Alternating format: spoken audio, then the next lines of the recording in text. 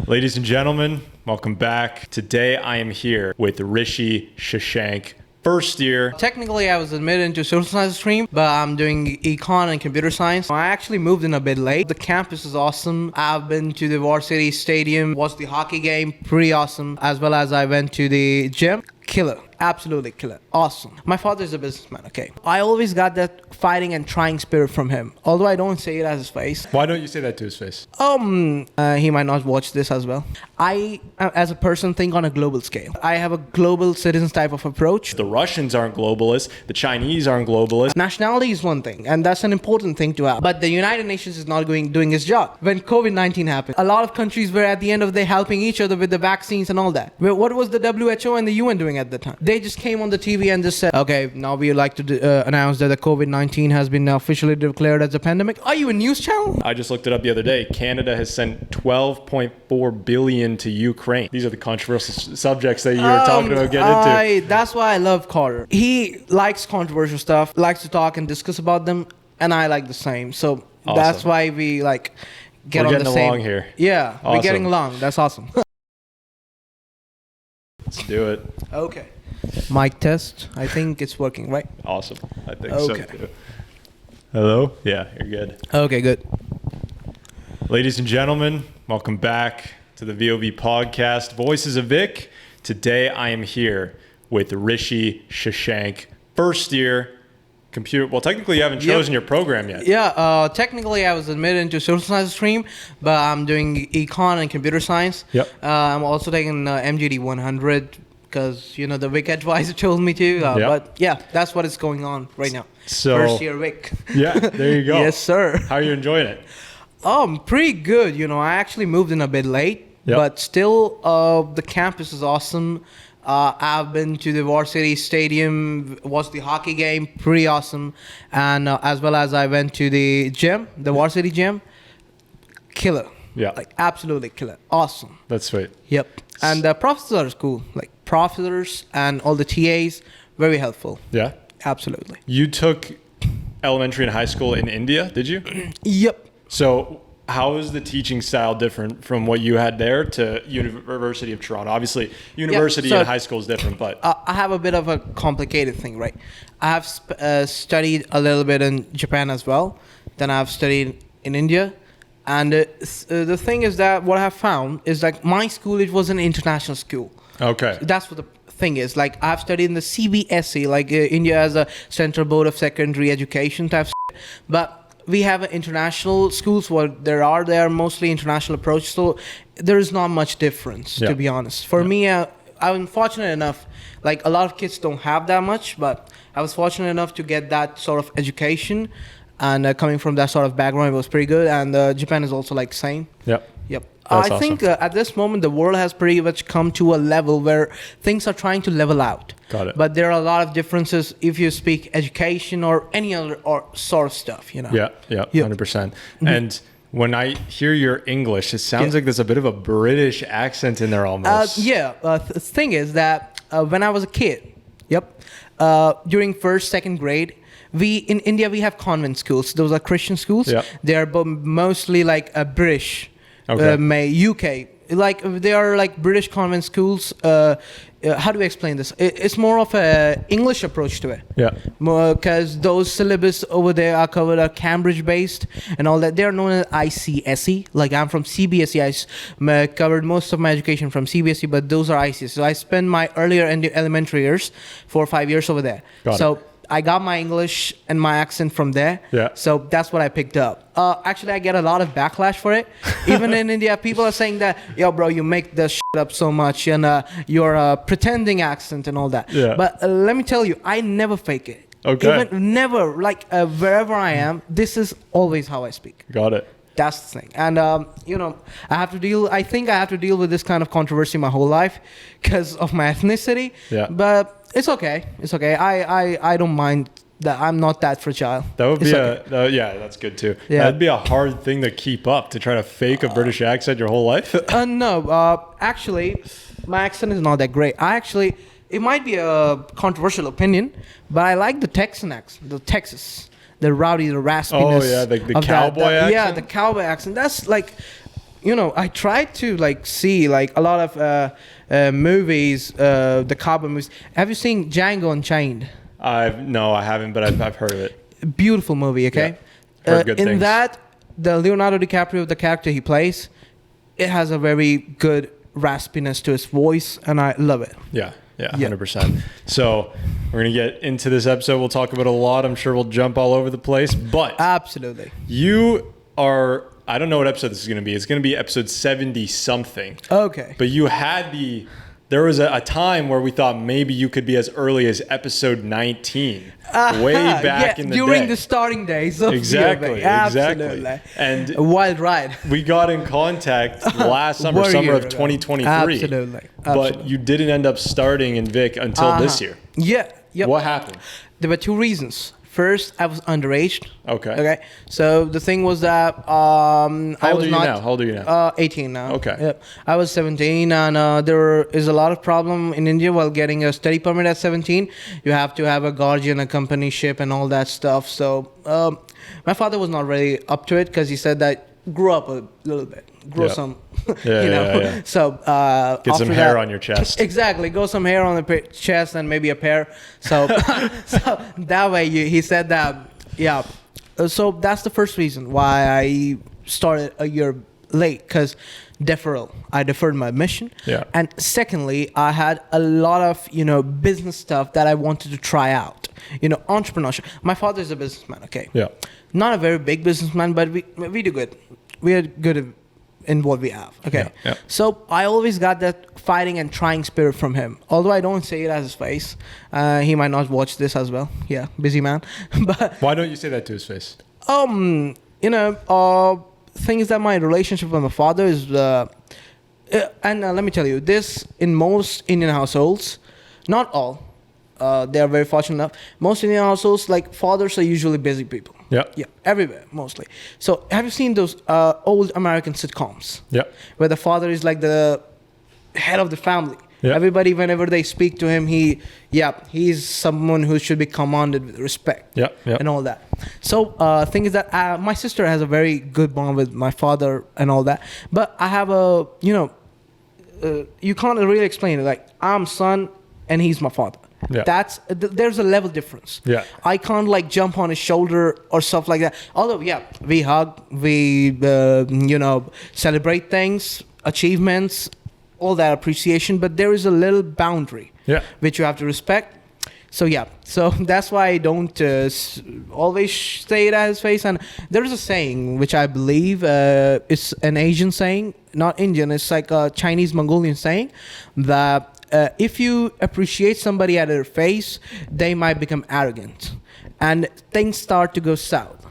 Got it. And there is a contradictory part to it as well. Like in Japan, they say that always say good about yourself, because that what you say falls upon you at the end of the day. So like very contradictory, controversial stuff out there. You just have to pick what you can and just use it accordingly. 100%. Absolutely. So sorry, I cut you off. You were telling me about so sorry. the relationship. Let me tell you, in this episode, I might just drift off a lot. That's Picking perfect. one topic. Yeah. So this is my conversation style. I'm so sorry. All good. So the thing is that I wanted to try a lot of business stuff. Yep.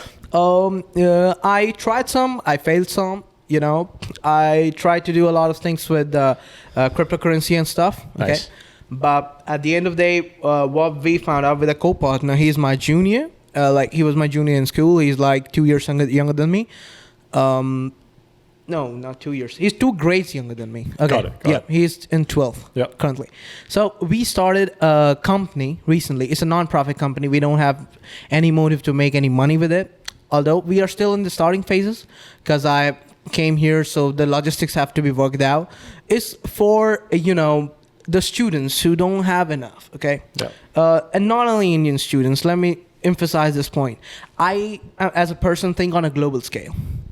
I have a global citizen type of approach in myself, and I think that people in every country should think on a global level. Nationality is one thing. That's a good thing, and that's an important thing to have a spirit of national belonging. But a global, belonging is also very important. So that's the approach I'm taking with this. Since stuff like education, healthcare, and all that important stuff, security, these are global issues. You can't just keep it to one nation, and you have to spread the goodness. Okay. So the thing is that we started a non-profit. It's a name as Aspire Setu. Setu means a bridge. We are creating a bridge for people, for like all low-income people all around the world. First, we are starting with smaller communities, Africa, India, and some parts. We are still searching. We are searching our niche crowd, and we will provide them with free stuff for college. You need resources, you got that. You need SAT preparations, you don't have to pay thousands of bucks for the tutors. We got you covered. Yeah. And you need AP preparation, we got you covered as well. And we are trying to take it forward. And I think this was one of the noble causes which I did. Although I started it in 1 month's time only, but the thinking process which I went through the whole year, I think that's the most wonderful thing which contributed to this whole operation taking place at the end. Business is a cutthroat sport. It's a sport. Yeah. At the end of the day, business is a sport, but it's a cutthroat sport. You can't really think that everything is going to be all wonderla and goody-goody stuff. Yeah. So you have to be bad. Yeah. If you're going business. If you're a businessman, you're already automatically a bad person. That's my notion. You think so? I know that. It's not a thinking. But the bad which you are doing because of your business, let me tell you, like the most of the billionaires in the world, you can't say that there's record that like the whole record they have is like spotless. It's never spotless. They have done some stuff to bring them to that level, and now they're doing good. I think that's more of a self-redemption thing. Like you do good now because maybe you feel bad, or you think that no, I'm at a point in my life where I have everything, and now I want to give back to the community, the world, and help people. So I think that I have this kind of approach and mentality, although it might be controversial. Most people might not agree, but this is a thought process which I have regarding business. And yeah. What you said about the non-profit thing, there were two reasons. First, I have never had complete experience of controlling a company. And when you involve money in a company which is of other people's, they are placing a lot of trust in you, okay? So that level of trust you should only take when you have that capability and like you know how to like manage all the logistics of a business, okay? So you have to have some experience, and I think a non-profit like this can give me that sort of experience real quick, real fast, and again, doing good in the world, you can't miss with that. Okay, so there's two things I want to focus on. Absolutely. First one, I'll give you my point, and then you can tell me what you think. My problem with globalism, as you said, we have to think on a global level when it comes to a lot of things like healthcare, education.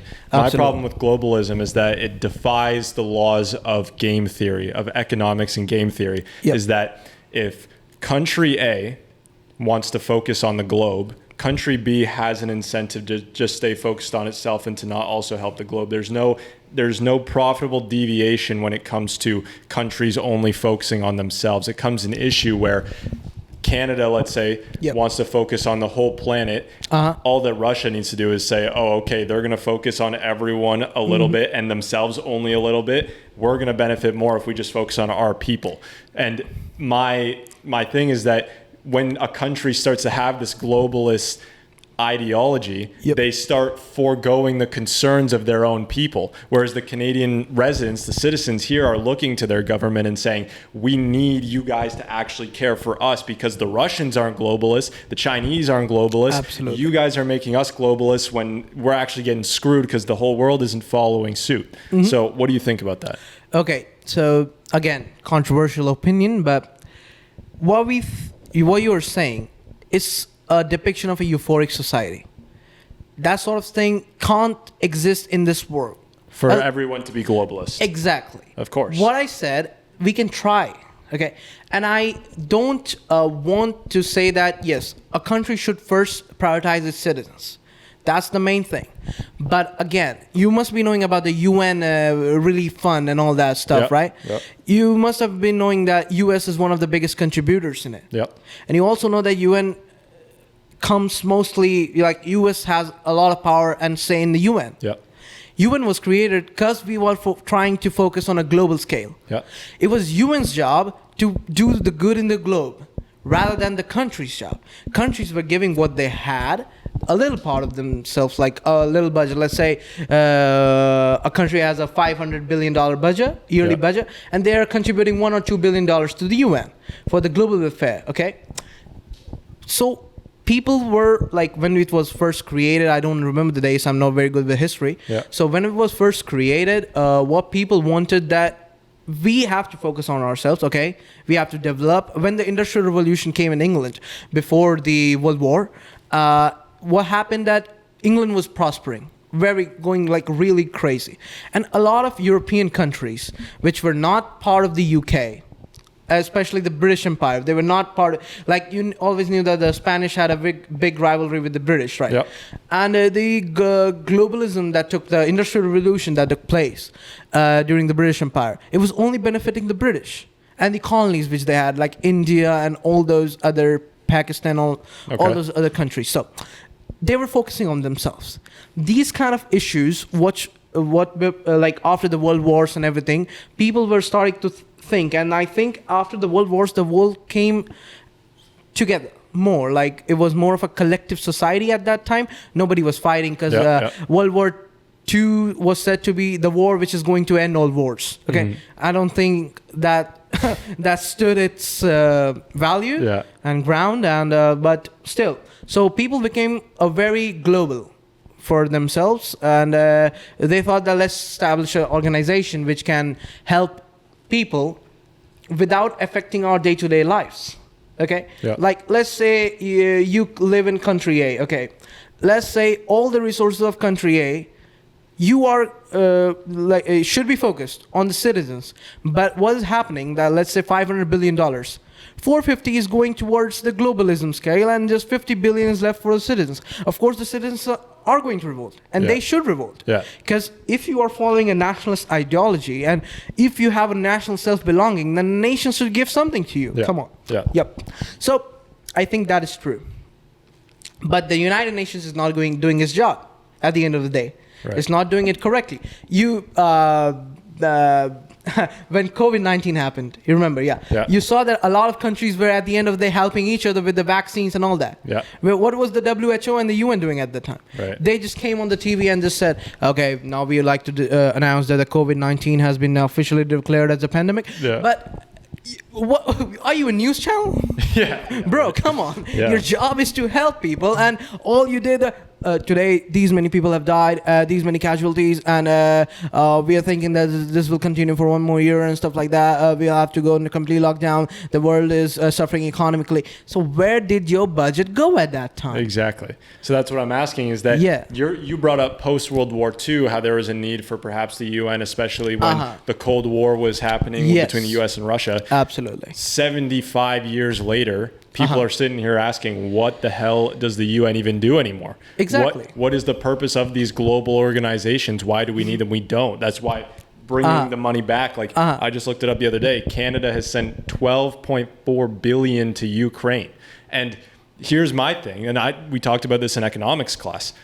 These are the controversial subjects that you were talking about getting into. That's why I love Carter. He likes controversial stuff, likes to talk and discuss about them, and I like the same. So that's why we We're getting along here. Yeah, we're getting along. That's awesome. So with Ukraine, I was talking about it in economics class. I said the government has no money of its own. The government has no money. The only way it can obtain money. Which government? The Canadian or the Ukrainian? The Canadian. Yep. Well, okay. Any government, really. Correct. Any government has no money of its own. The only way a government obtains money is by taxing its citizens, so taking other people's money. Absolutely. Or printing dollars, which devalues the money of its citizens in the first place. Absolutely. So it's not theirs. The government doesn't have its own money.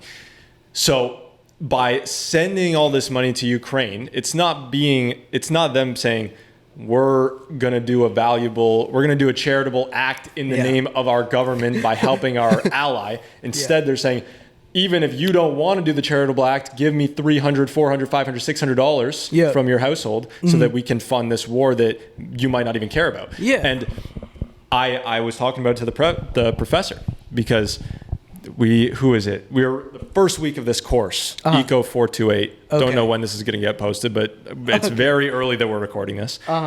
First week of this course, we were reading Aristotle, and he said that the excessive unification of the state and I should have remembered this, but basically when the state gets too involved in other matters, in people's affairs, that it eliminates two human virtues, and that's temperance, which is like self-control, and liberality, which is like generosity. So temperance in that sense is talking about self-control. It's talking about welfare. When the government says we're going to take care of welfare, if you don't work, we'll be able to provide for you. And that way people begin to live off of the welfare. They have no sense of I need to save money because they're not earning the money in the first place. They're taking it from other people.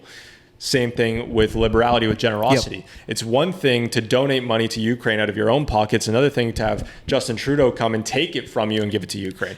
Even if you like Ukraine, you don't want someone else to be like, I'm taking it. Don't care if you want to do it or not. You know what I mean? So yeah, absolutely. This is the issue. This is why I said, I was like, Professor, the only reason that Ukraine funding is being taxed and not instead, you would think that Justin Trudeau might get on the TV, instead of spending $12 billion, spend maybe $12 million with an M instead of a B, and go on TV and put commercials saying, Ukraine is our ally, they need help, please, if you care about this cause, donate to them and send money to help fund their cause. Okay? Yep. That could happen. The only reason they don't do that is because they know nobody gives a shit about Ukraine, and they wouldn't get the funding that they would if the government just said, don't care what you think, we're sending it over there.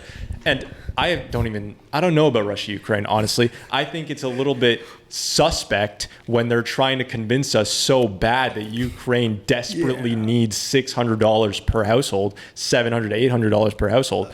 So this is what I'm talking about. Absolutely. Now, let me give you an example. Okay, a short example. Let's say you have you can eat at least 5 hot dogs at once. Yeah. And then one day you are like completely pumped up. Yeah, you had like 2-3 cans of Red Bull, and now you're completely pumped up. Like, yeah, now I'm gonna eat every hot dog there is in the world. Yeah. Then you just came home and like ate 50 hot dogs, and now you can't because you're constipated. Yeah. That's what's happening with Ukraine. Okay, break that down. Yeah. What do you mean by that? So the thing is that Ukraine bit more than it could chew. Right. That's precisely what I could think about. Like Russia, Soviet Union, when it was a thing. Yeah. Soviet Union was like, although whatever the bad, the good they did, I'm not focusing on that. Yeah. Joseph Stalin was a bad person or a good person. I can't make any comments because I was not in this time. Not educated. I was not educated in that part.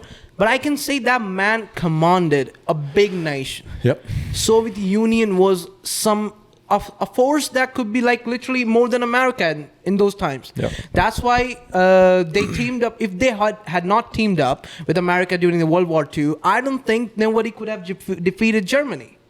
Because Germany was too unstoppable. And if two unstoppable forces come together, Russia and Germany would have like completely dominated the world.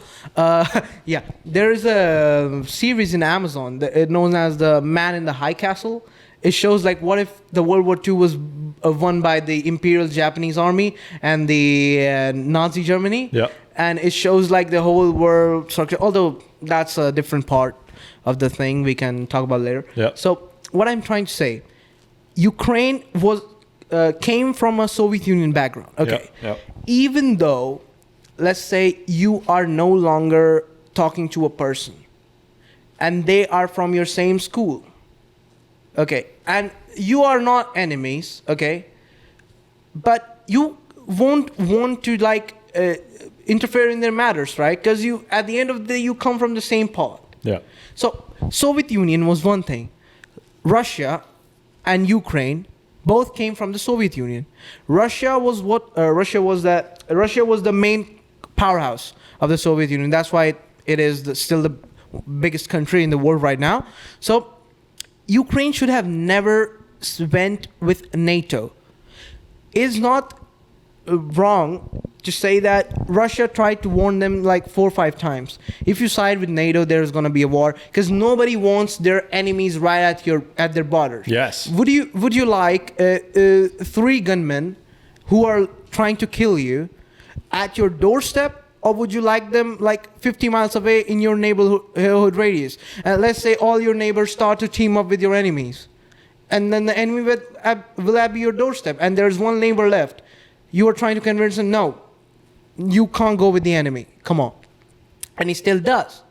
So who will you be angry at? Yeah. The enemy or the neighbor? Yeah.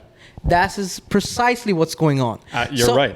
Yeah. And they don't share that on the news. No. They don't talk about that on the news. And once again, I don't know the exact details, but even that's not even that crazy of information. That's not like a crazy piece of knowledge that you had to spend time digging. NATO, this is another thing. NATO is another global organization that people are asking, why does this even exist? Yeah. But if there's an intruder, if there's a guy on your lawn, absolutely. Okay, and he's 10, 20 feet back from your front door, and he takes 2 steps, and you're like, stay there. You better not take another step forward. Back off. He takes another 2 steps. Bro, I'm warning you. Do not come near me. I promise I'm going to get my gun. Takes another 2 steps. Eventually, you're not going to wait for him to break into your house. You're going to swing first. And this is what Russia did. Russia decided NATO is encroaching upon all of these countries. They said they were going to back off. Now Ukraine's the last straw. They're about to take Ukraine. We're going to take Ukraine first. Yep. I have no political affiliation with either of these countries' causes. I literally do not care, but because it is just so imposed on the Canadian population, I have to start asking, what is going on? Why does this matter to us? Why does this actually matter to us? Okay. So we're going to take a quick 5-minute break. I heard the cameras bleep out. Back at it. Absolutely. After a short break, I was going off about Ukraine. Yeah. So, and we talked about the campus as a whole. Yeah. What's going on here? Exactly. Yeah. Like, why don't you break it down from what your experience has been for the first 2 weeks? See, I said I moved in late, but although by moving late, I don't think I missed out on anything. Okay. I've seen all there is to see on some aspects because this institution is so vast, so big, and so prestigious. I think if I spend my whole 4 years here, when I spend it, of course, that's not a contradictory part. Yeah. So when I spend my whole 4 years, I still think that there might be some parts of this institution that I might still be, needing to explore. Yeah. But institution is great history, great everything. But tell me, was Trinity College and all the major colleges here, why are they hyping up wokeness? Yeah. That's the problem. Wokeness is good. I don't mind it. If you are, let's say, an LGBTQ RT plus, if that's correct. I'm so sorry if that's wrong annotation, but if somebody's belonging to a community, okay, be what you are. Yeah. But don't shove it in my mouth. Right. Yep. Yeah. Let's say it's my birthday today, okay? Should it be your job to come wish me happy birthday, or should it be my job to literally shove it in your mouth and say that, bro, it's my birthday, come on, wish me, and I'm shouting with a drum in the street like, here, hey, it's my birthday. If you don't wish me, then you might, be not considered part of a society anymore. Yeah. That's what's happening. Yeah. Yeah. 100%. And I don't like it. Okay, let me ask you a question because I'm on your side. I agree. Okay. I agree. But Okay. I'm going to try to think of what people's rebuttal would be. Okay. We were just talking about nationalism. And I think nationalism is incredibly important. I think Absolutely. that, having trust in your government and, having having common factors within your community where people can all relate to an identity is important. Yeah. Also, we drifted from the part where we're talking about the Ukraine and the NATO. Yeah. Let's just finish that and then we can. Okay, we can finish that. I will just say one thing about the nationalism is the argument would be you're shoving it in my face that you have to be Canadian. Like the Canadian flag is everywhere. Why can't the rainbow flag be everywhere? Okay. You know what I mean? Okay. So we can get back to that. Absolutely. But you wanted to finish a point about Ukraine. Yeah, because the continuity just Yeah. should be there, right? So the thing again, you said that just like the WHO, the UN, who we were saying, what's the job of NATO? Yep. Because from what I have heard, NATO has its own army. Has what? Has its own army. Like Oh, there really? are armed soldiers that NATO has. I think it's same concept as the UN army. Interesting. UN has its own army. That's what I read back in school. Interesting. Yeah. So UN has its own task force, the UN task force. Okay. Yeah. So if NATO has its own army, I'm not very sure about it. When you say an army, sorry, you're saying army task force? They don't have like soldiers. They're like soldiers. Okay. But I'm not very sure what is their like specific task. Okay. Are there like, is it something that they're meant to be fighting during war, or are they Yeah. only for relief and help during maybe, let's say there is a big volcanic eruption in some country, then is it something for that? Yeah. Or is it something like, let's say Ukraine and Russia are fighting, so is it something which is helping the other country in the war itself? Yeah. I'm not very sure about that because I don't know the specifics of that, but yeah, again, like you were saying that Justin Trudeau could have asked for a donation, and people, if they wanted, could have donated on their selves.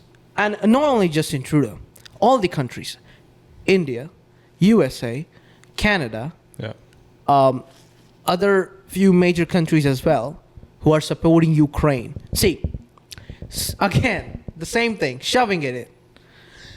Support is one thing. Yeah, bro, happy birthday. I love you. Like, you're awesome. You're a great person. Or like, hey, it's my birthday. Give me $500.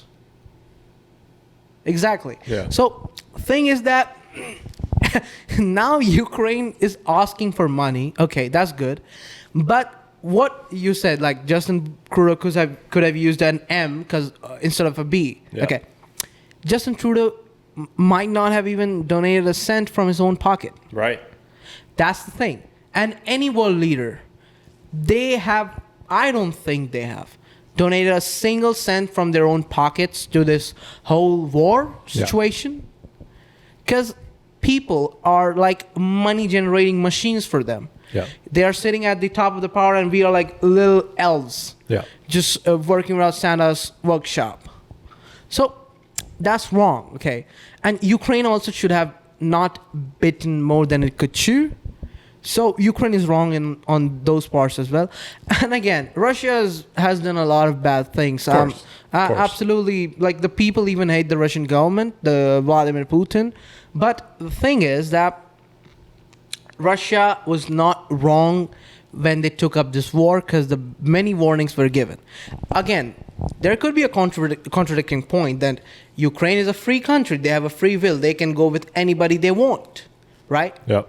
Then Russia is a free country. They have a free will. They can protect themselves from anybody they want. Yeah. The world is literally living on controversies at this point. Contradictions, Contradictions, a lot of contradictions, and a lot of controversies as well. Yeah. You can't have a euphoric environment anywhere. It's impossible. It's impossible. And I think it's hard because people are trying to, like, man is trying to artificially create that. Absolutely. You know what I mean? And when you try to make the world perfect, you need so much control from the top. You need so much government authority to even get somewhere close, and it just ends in tyranny. Okay. Interesting. When you're talking about like authority and the control. Yeah. Let's say you are being controlled by somebody. How is it euphoric for you? Right. In that situation also, it's not working out. So we have to accept the fact that it will never work out. We have to do with what we have, and we can only spread our legs as long as the blanket is. Right. At the end of the day, we have to accept that point. Yeah, absolutely. Yeah. I was this was, I think, last year that we were at Nathan Phillips Square watching. There was like the Toronto Maple Leafs, the hockey team here. They play awesome team, like an outdoor practice. Great team. Austin Matthews, great player. Yep. And they play an outdoor practice, and we were there. And at Nathan Phillips Square, I have a video. Maybe if I still have it, I can put it up on the screen for people to see. There is a single pole at Nathan Phillips Square flying a Ukrainian flag. What is that doing there? We're not Ukraine. This has nothing to do with that. What part of hockey has Ukraine contributed? Exactly. Do they even play hockey there? They might have some NHL players. I should check that. Yeah, maybe. I'm so sorry if that's wrong. But what does UofT hockey have to do with Ukraine? Right. No. It wasn't UofT related. It was just the city of Toronto that had it put up. But it was still right there at a huge. Was it near a Ukrainian embassy or something? No.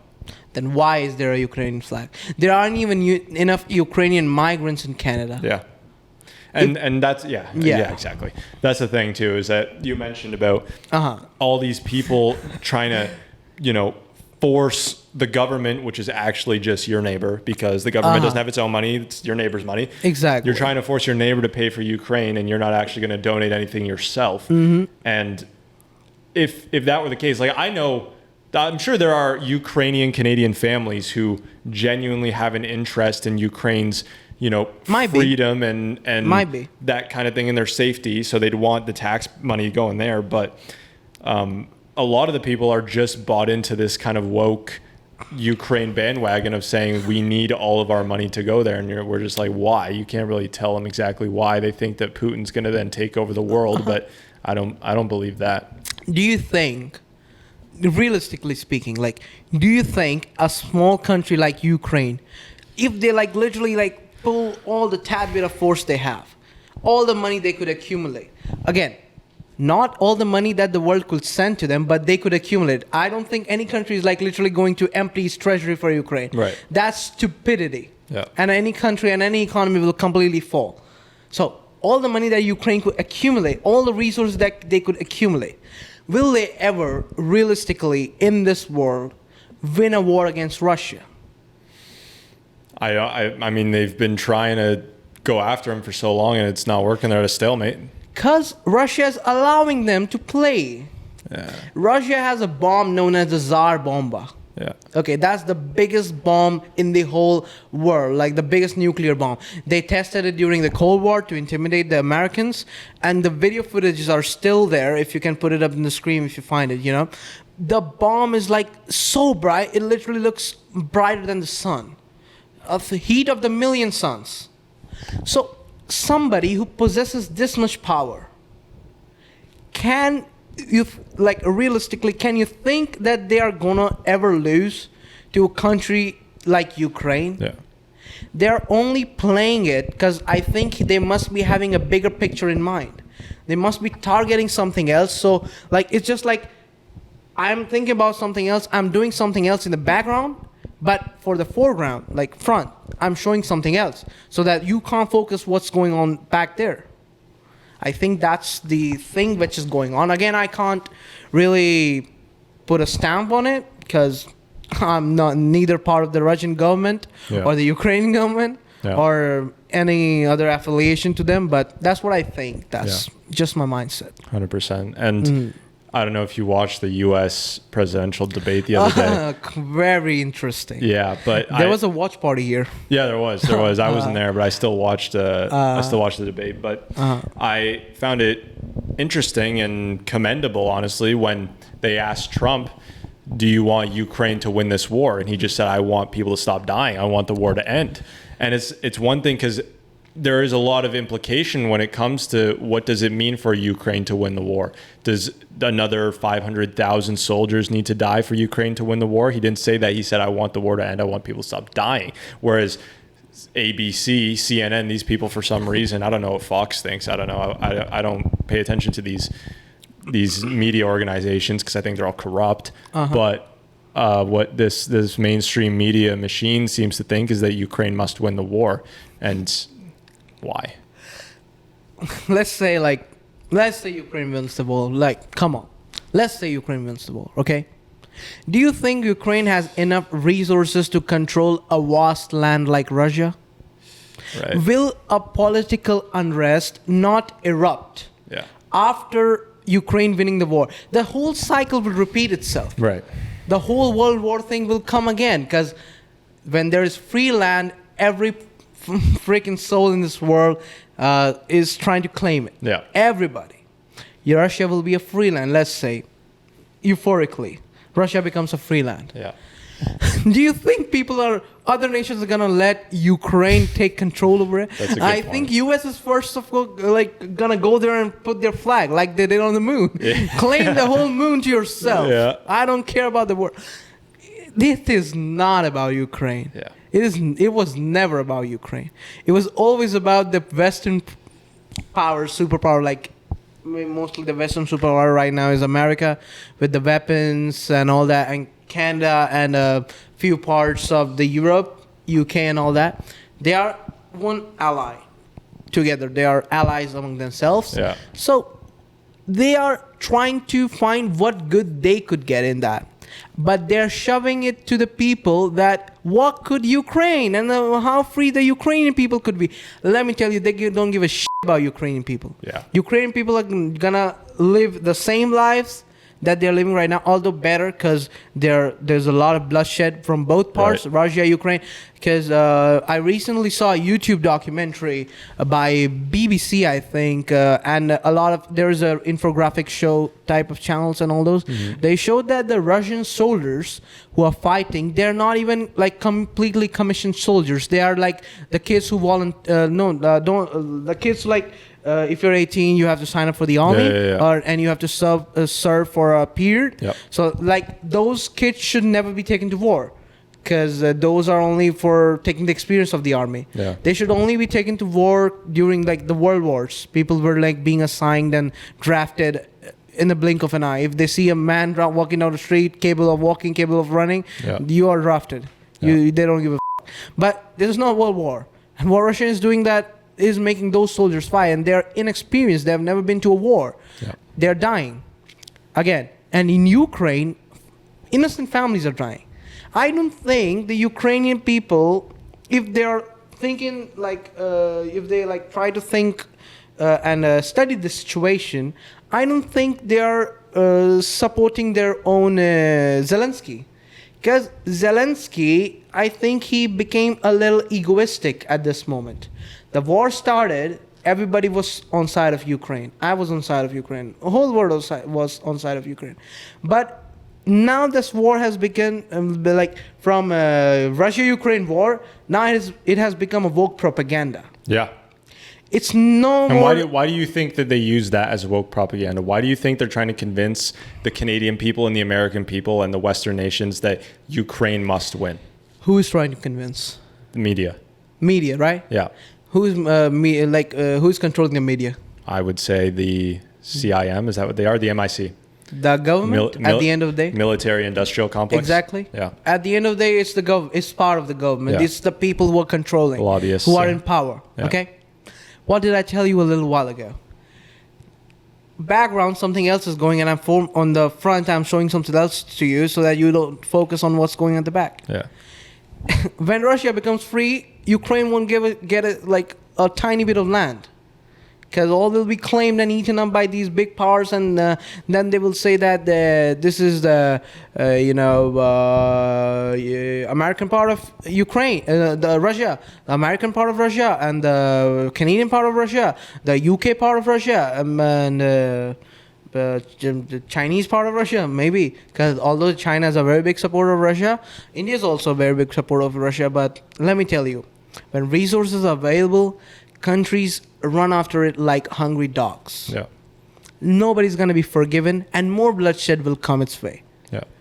Because at the end of the day, for Ukrainian people will be saying that you used us to win this war, which has ultimately benefited you. Yeah. What was in it for us? Yeah. And I don't think, more than the Ukrainian people, the people who are not involved or not affected by this war, they are shoving this propaganda more. It's good to make people aware of what is wrong with this war, but it's never good to do, like, again, talking about like the money thing, how it's being snatched away from people even if they don't want it. At least think about it. If you're trying to think straight, there is never a right possibility and right mindset. No country should ever suffer loss of its own to help other in a cause for which its own citizens are not so keen and not so interested. Yeah. That's my whole point of view about this situation. Absolutely. Yeah, it's crazy to even to think of all that. Anyways, great conversation so far. Uh-huh. Enjoying Absolutely. it. We can pivot into what we okay. were talking about earlier. Okay, I'm scared about it, but no, I'm going to speak my mind. Awesome, I'm a man. free man. Yeah. Okay. Absolutely. I guess a good can't speak. Obviously trying to speak my mind. I can't even speak. We can cut. A good introductory point, a good entry point to this conversation is Yep. talking about why should people care? And why should people care about the Ukrainian issue? Like a lot of these things I hear, the older generation, like people around my parents' age who will talk to me about this and say like, I got bigger things to worry about, and you should have bigger things to worry about, especially as a young person who has no career, no income. You have to set your life up. The last thing you need to be caring about is Ukraine, Russia, or Israel, Palestine, or LGBT in schools. How about you get some money and be able to provide first, which I understand completely. I actually almost partly agree with that about like stop being so vested into social issues like these and, make some money because you want to have a wife and kids and you want to set a life up. Absolutely. And that's the way that, you make a country good. If you actually want to improve your country, you start by doing things. That's the way a human is meant to be. Exactly. So what I think though is that it can't just be the rich and successful who speak up about it. Like that in my mind is kind of the idea is like once you're successful and you have set up your life, then you can, put more energy into addressing concerns like these. Absolutely. But the majority of the country is not rich and successful. The majority of the country are people who are setting their life up or living paycheck to paycheck who, once again, it's incredibly difficult. You put these people in a position where if you want to protest gay education in schools, if you want to protest your kids learning about things you don't want them learning about, you have to take a day off, and most people can't even afford to do that. So the system has screwed over a lot of people, but I think it is still important for people who aren't necessarily financially free or financially, at the pinnacle of the success they dream of being, to still speak up, because that is the country. You need the people who aren't there yet to speak their mind. So say, there's an old Indian saying, okay? My grandfather says a lot. He was a retired police officer, like a big ranking. So he is a very rigid person, old values, old customs. He always says that if your house is on fire, you don't care about what's going on in the neighbor's house. If they're having food or not. Do they have enough money to support themselves or not? Should I give them my money? And here you're looking just on the left view that your whole house is burning down. Yeah. So what should you be doing in that situation? You should be first saving your own stuff, then worrying about the others. And at this point, I think 99.9% of the population, their whole house is on fire. Yeah. Only the tiny pool of people who are like billions of dollars, generational wealth, a lot of money, even their house gets on fire sometimes, but they're intelligent. That's why they're in the tiny bit pool of people. They always care about their own first. Yeah. Yes, there is good that they do, and a lot of people should do that. When you have enough, you should give to the society. Yes. But first, become enough. Bro, you're not even enough and you're trying to give. What will you do? You will cause problems for your own self. Yep. And then again, at the end of the day, with the commitments you have made to give to the society, then the society will depend on you. Yeah, bro, where's the donation that you were going to make? Yeah. Then you create the problem for the society. So you will be problematic everywhere. Right. So make commitments in these remarks only when you are self-sufficient. Self-sufficient, exactly. So those things are very important. And when you said that kids are being taught, especially I saw this in American schools, like a lot of kids are being again shoved with the propaganda. Yeah. Let's say, okay, you have kids one day, okay, in the future you are having kids, you have a good family, you're putting your kids into elementary school. What's the first thing would you like that they should be learning? Is it that they should be learning about math, science, history, how the great wars were won, and how technologically advanced the civilization has become? Or would you be liking them to be learning how did the woke propaganda come to life, and how can you be gay yourself? The gay people are saying that being gay is not a choice. Okay, you become the part of the LGBT community because you are born with it, and then you discover it at the end of the day. Then why are you shoving it? Yeah, if the kid becomes gay at the end of the day, that they should become on their own behalf without you letting them know, yeah, this is gay, this is good. Yeah. If you're trying to teach that, it should be taught like, it can be like a sexual education, okay?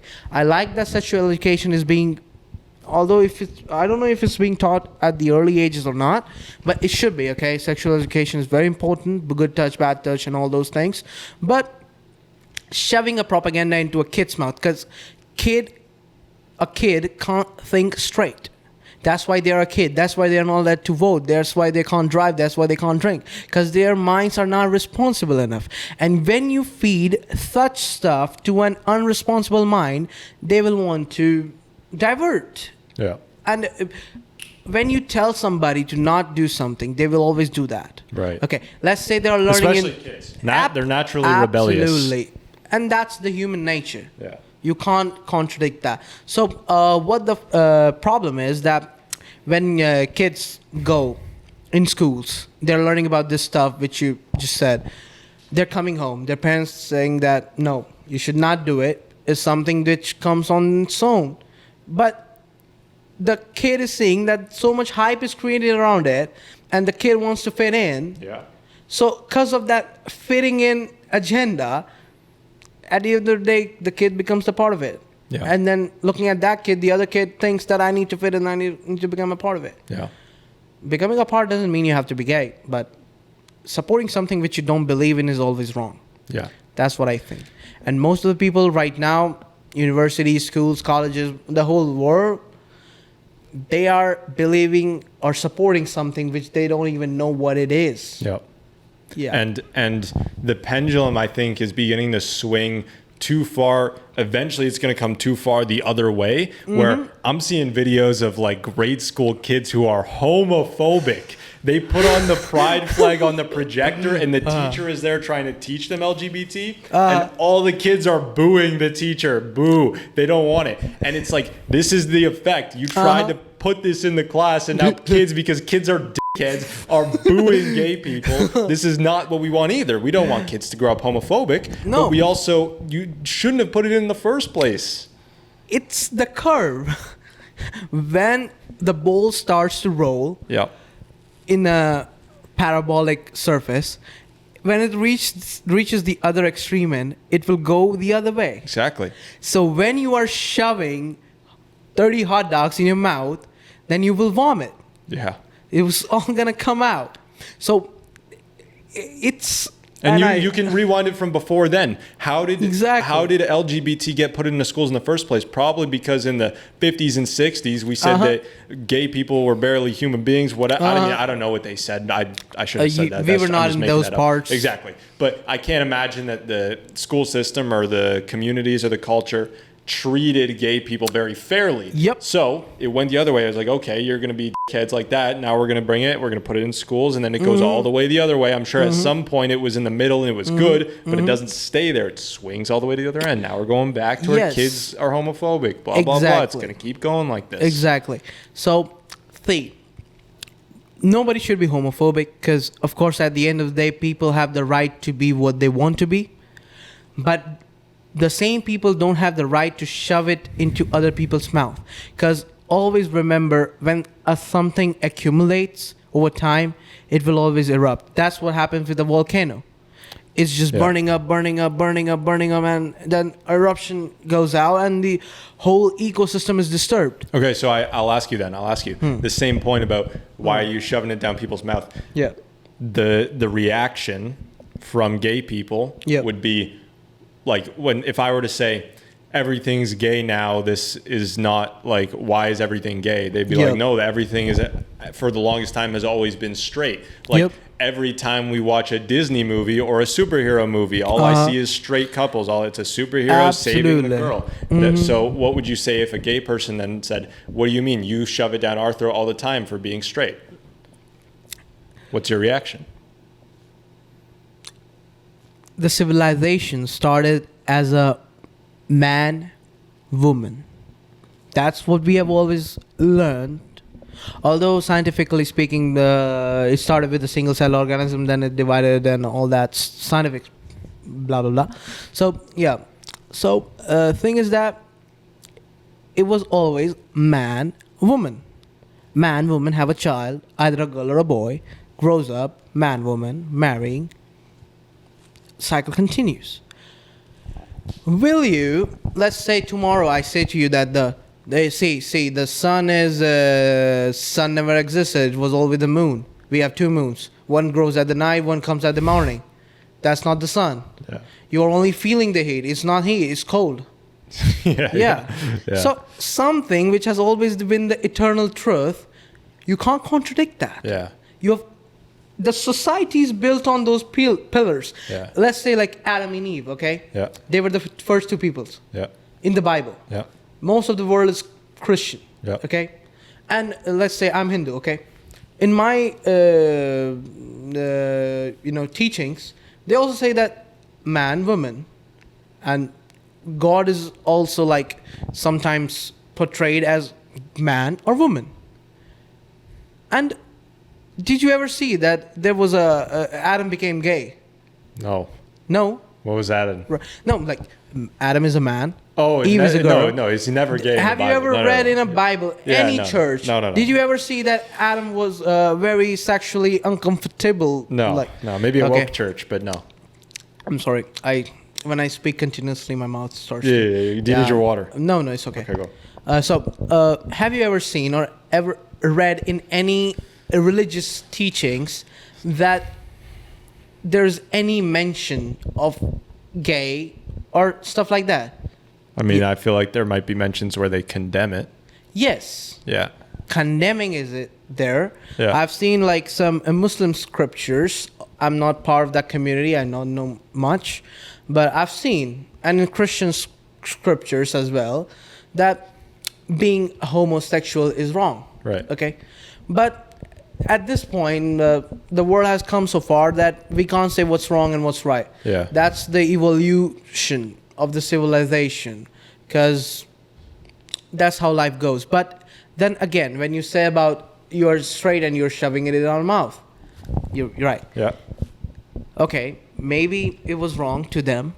Okay, let's say if there is a third person, a gay person in front of us, and there are two straight people, they're kissing in front of him. Maybe he's uncomfortable, okay? Yeah.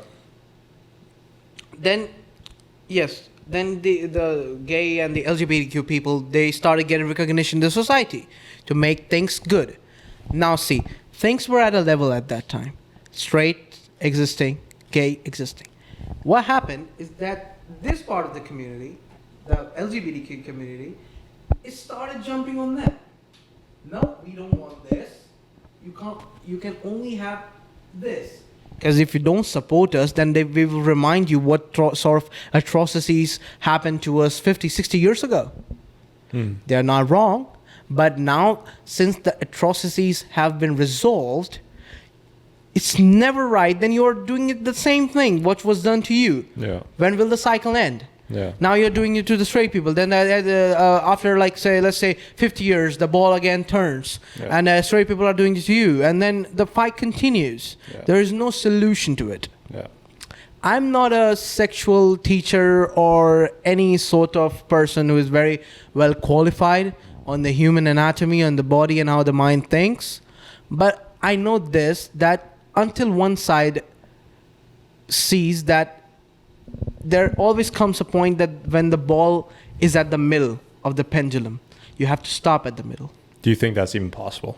No. Like when you look at, that's the thing. That Like when you is look back through history, it seems like never possible. This is just a law of human nature. Never possible. That's what the problem is. And this part of the problem never existed. Although I've read and seen a lot of books where in the early times people were, although this community never existed, but men used to like men sometimes, and they were, hidden. In among the society. Women used to like women, and they hidden among the society, and was condemned for them to do that. Okay, I don't know what goes through their mind and how their body is designed, if there's something different. Yeah. But I do know that the shoving of the propaganda was not at that time, because the ball of straight and gay never existed. We are creating problems for the society on our own. Let's say today the gay and straight problem is existing, okay? Yeah. Let's say from 100 years from now, maybe if we're not alive at that time, okay? I don't think I will be. I'll be alive. That's great, man. Convey my story to the world. Okay. Yeah, we'll do. So what the thing is that 100 years from now, again, let's say the world becomes more woke. We are creating more problems for ourselves. Let's say, you see black squirrels around this campus, so beautiful. Let's say we are starting to have problems with the black squirrels now, and the black squirrels start to revolt. Okay. Yeah. Then we are creating one more pendulum that we have to worry about. Okay. So we can't stop it until we stop the cycle of going through the same process, creating new problems, and then having a mental breakdown that, oh my God, we have so many problems, the society is fucking broken. Yeah. That's not the right thing to do. See, society exists to break. Yeah. Society can never be eternal. Aztec Empire broke down. Roman Empire broke down. Mongolian Empire broke down. The British colonies and the colonial empire, at the end of the day, they don't have that much power which they used to come on 100 years ago. Yeah. So empires, civilizations, societies break down. We have to accept this fact. And just to keep it going, like, no, we can survive. And letting everything through that, okay, for the sake of the civilization, okay, we will give a green check to this. We will give a green check to this. You can be whatever you want. We can't. And this sort of downfall will be greater than it has ever been in history. Yeah. Yeah. Yeah, I agree. I Absolutely. think that this is something I talk about, but like a saying, I don't know, maybe I should refine it, but I think that promoting, what's the word? Agenda? Having fun just for fun, just for the sake of fun. Okay. Hedonism. Sorry. Okay. Yeah. Yep. Promoting hedonism amongst the public is worse than just indulging in hedonism. Absolutely. And you could say the same for sin. Promoting sin, I consider worse than committing sin. Exactly. And the reason is because we're all human beings. We're all fallible. We all make mistakes. And yeah, none of us walk on water. We're gonna do bad things. But it's one thing to do the bad things, and it's another to then try to go on a stage or stand in front of the entire country as the president and say that we should have more. Yeah, we should have more people consuming pornography. Porn is good for you. Watch porn. You know what I mean? Like, I would say no. I'd say that saying that is worse than having fucking Joe Biden go and watch porn himself. Joe, go watch your porn. I don't care. Just don't tell everyone else that. He didn't actually say that. It's just an example. Yeah, exactly. And other things like that. So, it's bad. Another thing that I think is interesting, you say that the LGBT people eventually got to a point, the pendulum swung, and they jumped on the straight community because the whole world's straight. We need to make the world a little bit more representative, a little bit more gay.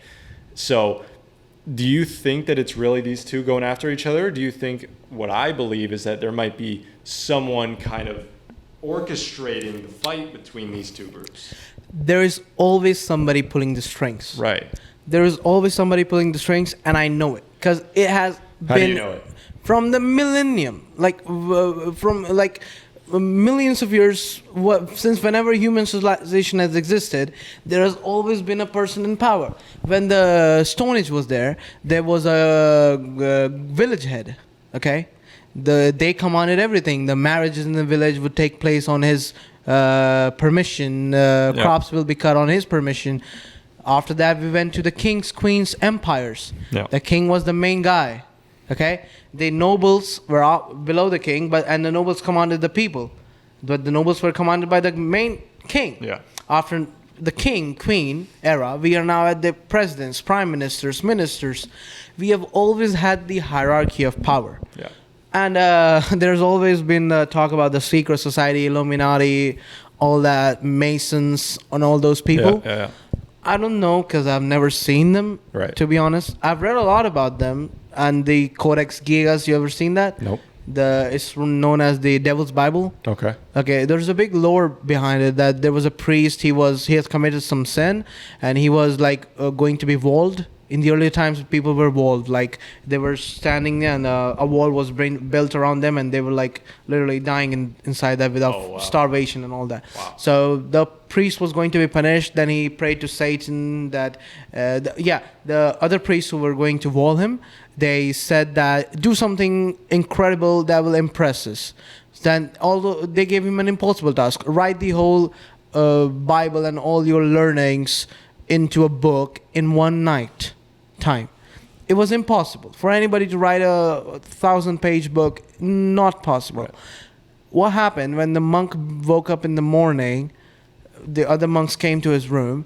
There was a 6-feet book and about yay wide, known as the Codex Gigas. It's in the museum somewhere.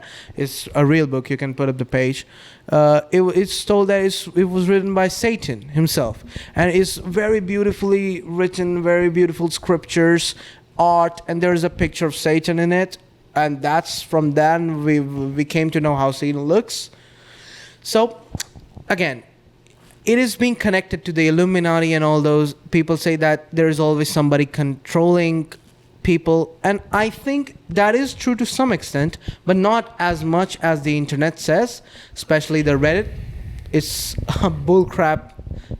Like, I don't even believe what's on Reddit. Like, I'm a UofT student, and before coming here, I was told that UofT is like this, like that, and I've not experienced that. Yeah.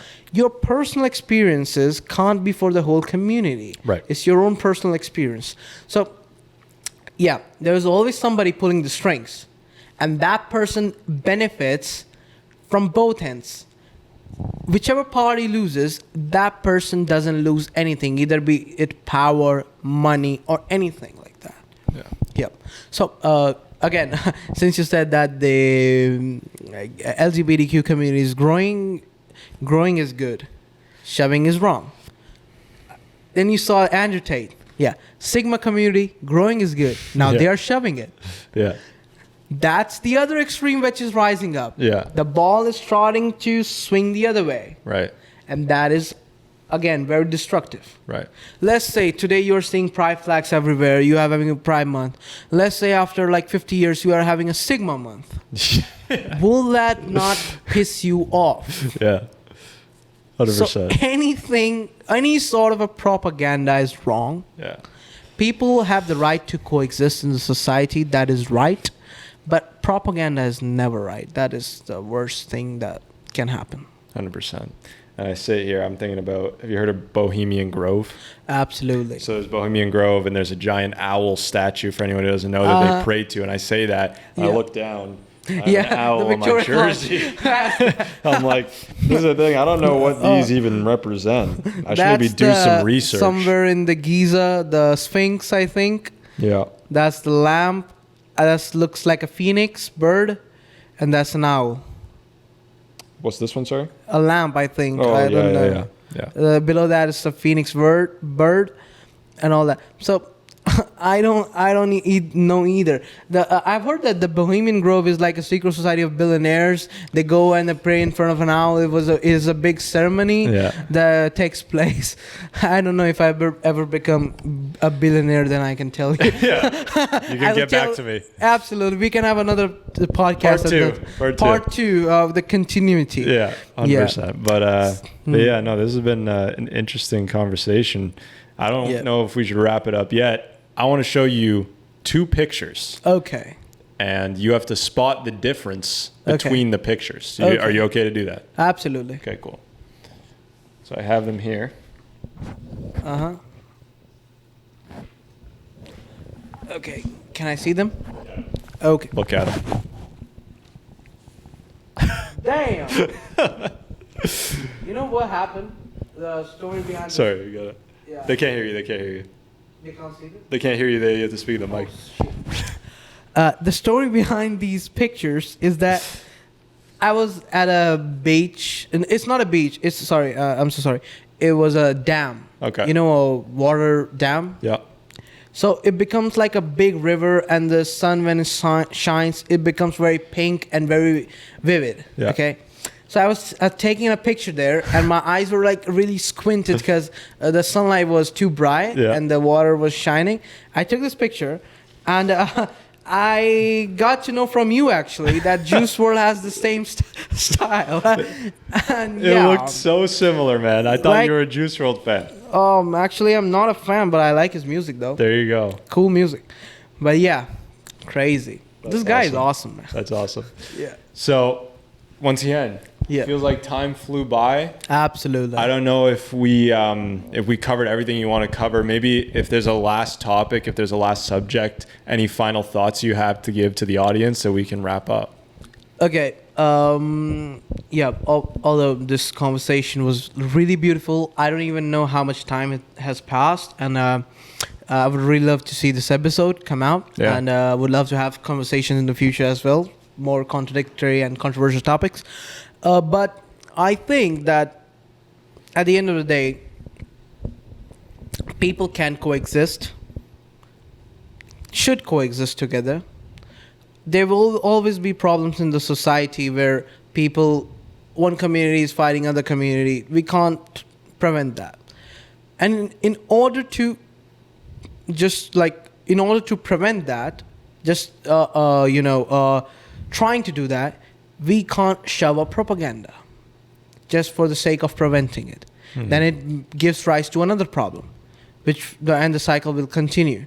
Now we have prime ministers, presidents. Maybe we will have warlords in a few coming years. Our army is taking over everything. Yeah. 100%. Okay. Absolutely. Love this podcast. Rishi, thank you for coming on. Yes, sir. I appreciate you doing this. Long-awaited episode.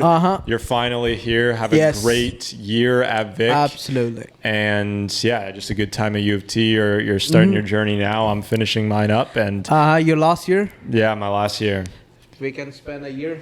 Yeah, exactly. 100%. Interacting more. Exactly. We'll keep in touch. Absolutely. Ladies and gentlemen, thank you for watching. That is Rishi Shashank, and we will see you next Sunday. Peace out.